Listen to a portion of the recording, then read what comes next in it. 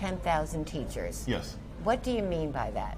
So Chicago Public Schools right now is the most understaffed school district in the state of Illinois. So that's where we start. The average Illinois school with 600 kids has 59 staff members to serve those 600 kids. The average Chicago public school with 600 kids has just 37 staff members to serve those 600 kids. And so that's 22 missing staff members. That's 22 fewer than the average, not 22 fewer than the top Illinois schools. Chicago public school students have 22 fewer staff to serve them than the average Illinois school. That includes teachers and support staff. Teachers, that's support staff, that's psychologists, that's counselors, that's caseworkers, people that help deal with mental trauma, music teachers, painting, sculpture, all of the things that other kids throughout the state get to be exposed to, small class sizes. Our kids don't get because we have 22 missing staff members. And so my plan says, and shouldn't be controversial at all, 22 additional staff members in every Chicago public school on average.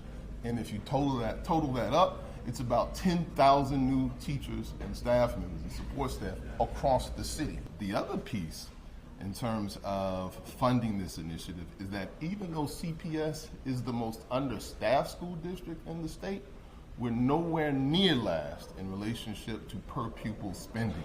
We actually spend $2,000 more per pupil than the state average. Now, get your head around that. We're the most understaffed while we spend $2,000 more per pupil. Where's the money going? How can you be Where is ahead of the game in spending and dead last in the game in staffing?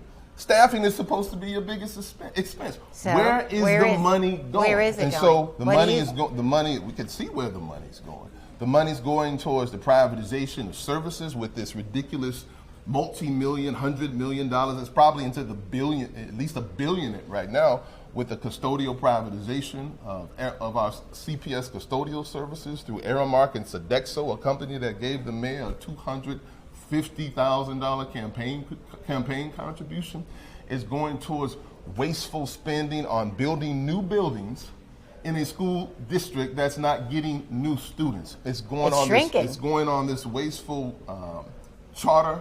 charterization of the school district and the massive amounts of money that we're spending building new charter schools.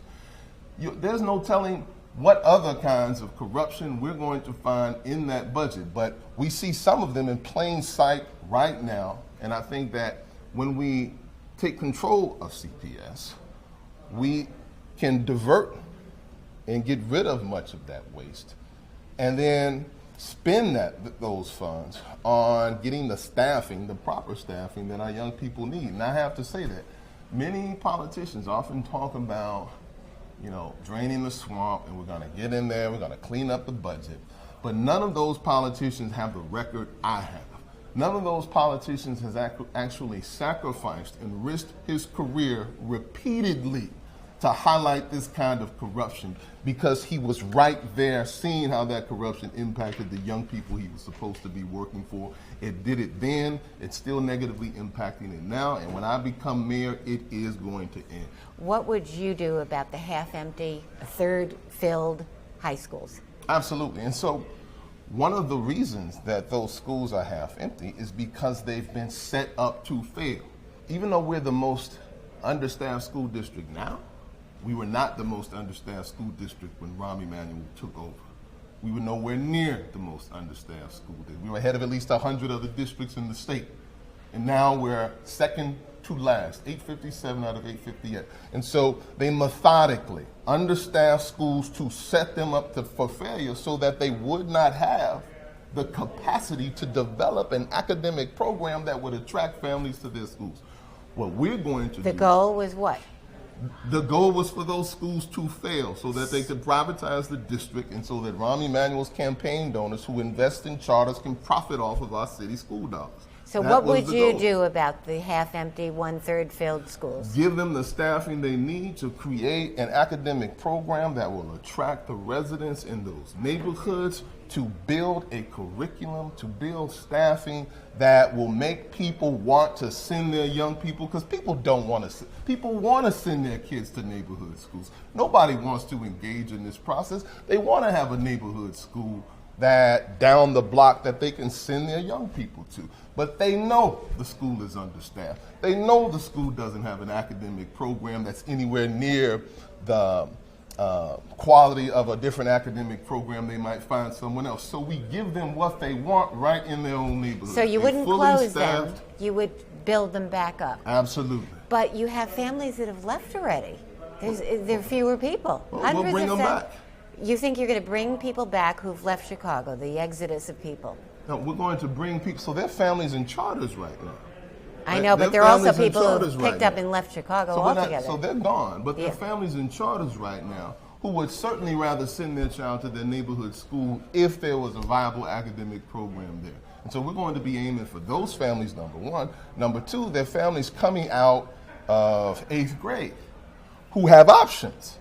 And when we create fully staffed neighborhood schools, when we create neighborhood schools with academic program and a vast curriculum that will teach their young people a world language, will teach them painting and theater and civics, those families coming out of 8th grade will start to choose our neighborhood schools, and that will also build up the student population in those schools. We're going to have successful, vibrant neighborhood schools as anchor institutions in our community. That is the goal of this campaign. It is non-negotiable.